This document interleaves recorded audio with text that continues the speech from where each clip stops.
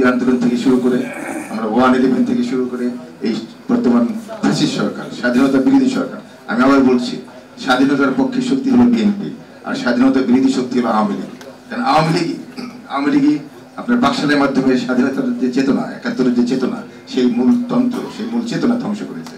আপনারা জানেন শেখ হাসিনা আপনার এরশাদের সাথে, এই শরীফের সাথে, জামাতের সাথে ঐক্যবদ্ধভাবে আন্দোলন করেছে এবং এই 111-এর নায়কদের আতাতের মাধ্যমে পিছনের দরজা দিয়ে ক্ষমতা এসেছে। অতএব গণতান্ত্রিক যে দল, মুক্তিযোদ্ধার যে দল, সেটা হলো বিএনপি। আর আওয়ামী লীগ হলো স্বাধীনতার বিরোধী শক্তি, ভোট চোর এবং গণতন্ত্র চোর, এই সংবাদপত্রের স্বাধীনতা চোর। তারা কখনোই বলতে পারে না যে 71-এর শক্তি বা স্বাধীনতার পক্ষে শক্তি আওয়ামী লীগ। সেক্ষেত্রে আমাদের প্রচার করতে হবে যে স্বাধীনতার পক্ষে শক্তি হলো বিএনপি। আমাদের দেশটা তারেক রহমান, দেশ নেত্রী বেগম খালেদা জিয়ার স্বাধীনতার প্রতি। যাই হোক, আমরা এইভাবে এবারে যে বর্তমান যে ফ্যাসিস্ট সরকারের পতনের পিছনে যে প্রবাসীদের যে 2 কোটি প্রবাসী এক যুগে সারা বিশ্বব্যাপী কিন্তু আন্দোলন করেছে।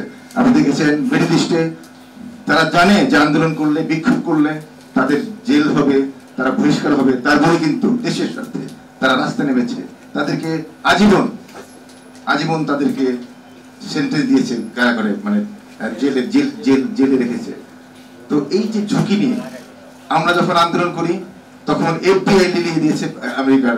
আমার বাসায় এফবিআই এসেছে যে আমরা নাকি সন্ত্রাসী দল, আমরা সন্ত্রাসী দল হিসেবে আমার বাসায় এফবিআই এসেছে। ভাগ্যিস ভালো যে আমরা মেইন স্ট্রিমের সাথে পলিটিক্স করি বলেই, প্রশাসনের সাথে যোগাযোগ আছে বলেই এই আওয়ামী লীগ ফ্যাসিস্ট সরকার আমাদের উপর তেমন কিছু করতে পারেনি।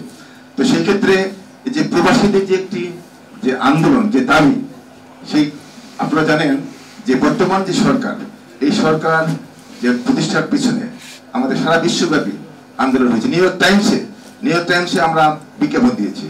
আমরা ওই দেশের হোয়াইট হাউস, ক্যাপিটাল হিল থেকে শুরু করে স্টেট ডিপার্টমেন্টে আমরা সেখানে বক্তব্য দিয়েছি, বিক্ষোভ করেছি। ওই দেশের স্টেট সিনেটর, ইউএস সিনেটর, কংগ্রেসম্যানদের সাথে আমরা যোগাযোগ রেখেছি। তারা চিঠি দিয়েছে, আপনারা দেখেছেন। এই চিঠিগুলি কিন্তু কাজে লেগেছে, এই চিঠিগুলি জনগণকে উদ্বুদ্ধ করেছে। আমরা এই চিঠিগুলি আনতে বা মেইন স্ট্রিমের সাথে পলিটিক্স করতে কষ্ট মানি এবং সময়, এটা একটু সহজ না, বাংলাদেশের মতো না। ওখানে অনেক সময়ের দাম, প্লাস যে কোনো আন্দোলনে, যে কোনো আপনার মেইন স্ট্রিম পলিটিক্সে আপনারা জানেন যে কষ্ট মানি। তো যাই হোক, এই ব্যাপারে এই জুলাই আন্দোলনের সময় টাইম স্কোয়ারে যে সর্ববৃহৎ যে আন্দোলন হয়েছে, আপনারা দেখেন টাইম স্কোয়ারে হাজার হাজার মানুষ সেখানে সমাবেশ করেছে এবং আমরা ঘোষণা দিয়েছিলাম এই স্বাধীনতা বিরোধী, এই ভোট চোর ফ্যাসিস্ট সরকারের পতন না হওয়া পর্যন্ত আমরা আন্দোলন চালিয়ে যাব। তো সেটা আমরা আপনাদেরকে নিয়েই আমরা আন্দোলন করেছি এবং এই আন্দোলনে পিছন দিক থেকে আমাদের তারুণ্যের অহংকার, তারেক রহমান যেভাবে জনগণকে ঐক্যবদ্ধ রেখেছেন, তারেক রহমান সাহেব যেভাবে পার্টিকে ঐক্যবদ্ধ রেখেছেন, এই ফ্যাসিস্ট সরকার বিএনপিকে ভাঙবার জন্য হাজার কোটি টাকার মিশন নিয়ে নেমেছিল, কিন্তু গুম, হত্যা এবং হুমকি, জেল জুলুমের মাঝে তারা কিন্তু বিচ্ছিন্ন হয়নি। এই জন্য আমি আমাদের যে তারুণ্যের অহংকার ভারপ্রাপ্ত চেয়ারপারসনকে আমরা ধন্যবাদ জানাই। তিনি জাতিকে ঐক্যবদ্ধ রেখেছেন এবং দলকে ঐক্যবদ্ধ রেখেছেন। আপনারা জানেন, আমরা যারা প্রবাসে যারা আমরা আন্দোলন করেছি, আমরা কিন্তু ঘুমাতে পারিনি, কারণ আমাদের আত্মীয় স্বজন বাংলাদেশে থাকে। যেমন আমাদের বড় ভাই এখানে আছে, নাসির লস্কর, তাকে কিন্তু দেখেন সে পলিটিক্স করে না, কিন্তু তার নামে 5টা মামলা দেওয়া হয়েছে, তাকেও হয়রানি করা হয়েছে, তার ব্যবসা বাণিজ্যে হামলা হয়েছে।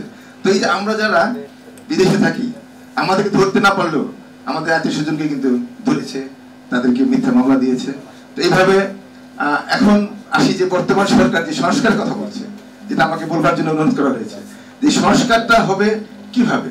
আজকে জানেন, এই সংস্কার করতে হলে প্রবাসীদের যারা বিভিন্ন দেশে যারা এক্সপার্ট, বিভিন্ন দেশে যারা প্রফেশনাল লোকজন দীর্ঘদিন যাবত তারা সাকসেসফুল হয়েছে সেই দেশে, তাদেরও কিন্তু অংশগ্রহণের প্রয়োজন আছে। কারণ এই দেশে যারা সংস্কার কথা বলছেন, তাদের চোখ দিয়ে সংস্কার হবে না, কারণ তাদের চোখে এই অনিয়মের মধ্যেই তারা বড় হয়েছে, এই দুর্নীতির মধ্যেই তারা বড় হয়েছে। আমি যখন এয়ারপোর্ট থেকে আমরা এয়ারপোর্ট থেকে নামার পরে আমাদের চোখে ধরা পড়ে কোথায় অনিয়ম। আমরা যখন একটা অফিসে যাই, সচিবালয়ে যাই, আমাদের চোখে ধরা পড়ে সমস্যাটা কোথায়। আমরা যখন ব্যবসা করি, আমার কোম্পানিতে 3000 এমপ্লয়ি আছে, আমরা সরকারের লাইসেন্স প্রাপ্ত মানে হোম কেয়ার এজেন্সি।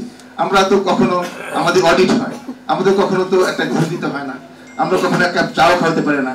মানে আমাদের যে এক্সপিরিয়েন্সটা সেটা যদি এই দেশে আমরা কাজে লাগাতে পারি তাহলেই এই সংস্কার সম্ভব।